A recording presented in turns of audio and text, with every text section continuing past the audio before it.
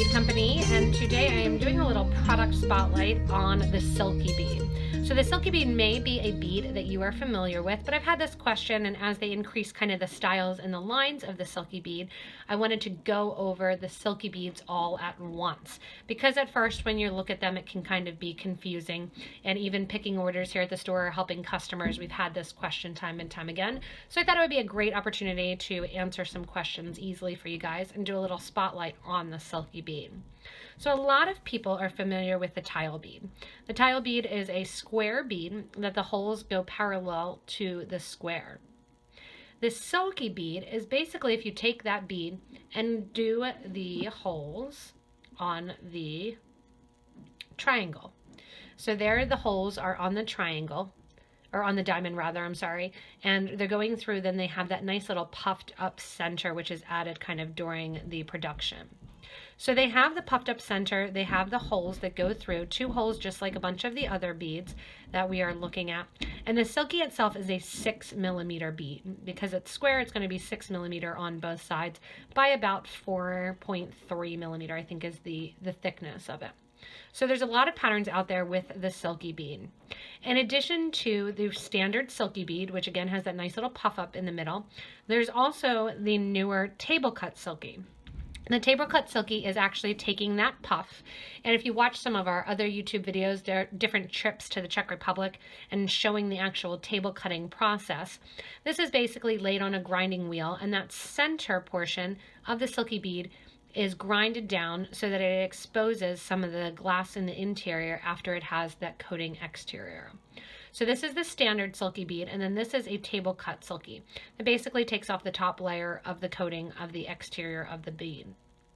In addition to that bead in the 6mm, there is also the table cut cross bead, or the Silky cross. So the Silky cross is just like a Silky, and it's taking that table cut down even further, that it's going the opposite way as well, and you get that crossing effect. So this is fun if you haven't worked with the Silkies or you have a pattern for Silkies. Try out the Silky cross. It's going to change the look completely, and it'll still work perfectly because of the actual size that it's still that 6mm. It's just going to be a tiny bit thinner as far as on the actual bubble space because it has been grinded down on a grinding wheel. So those are kind of the three 6mm Silky beads. You have your standard Silky, your table cut Silky, and then the Silky cross. In addition to that, there is a newer mini Silky out. The mini Silky goes from 6mm down to 5mm, and just like a regular Silky, it has two holes, one going through the top and the bottom with that kind of bump right there in the middle. So you have the 5mm Silky with the standard Silky kind of puffed up. Just like there's the table cut Silky in the 6mm, there's also a table cut Silky in the 5mm. So same deal. This is going to be put on a basically flat surface, and then kind of they grind the top of the Silky bead in order to make it have that nice iridescence flat area.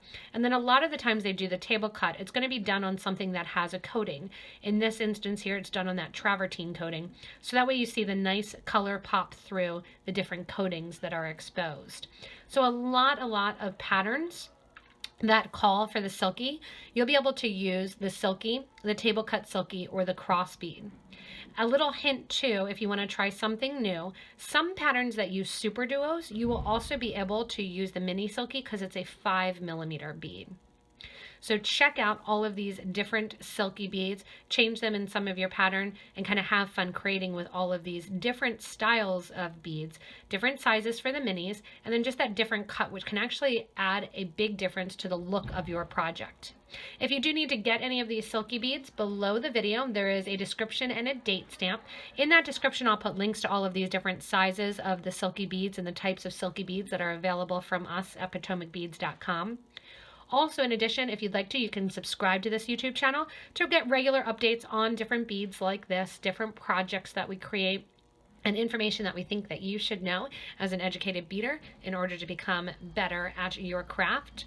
Also, if you want to, you can sign up for our email list on our website, PotomacBeads.com. You can also join us on Facebook and Instagram, as well as Pinterest. And also we have a Facebook group for beading and jewelry making. Ask to become a member there and have a fun time interacting with the wonderful, knowledgeable people that post on there. And it's just a really awesome forum for some inspiration that you can check out and show what you make and answer questions and get help as well. So as always, thank you so much for watching this little spotlight. Hopefully it was informational for you on all the different types of silky beads.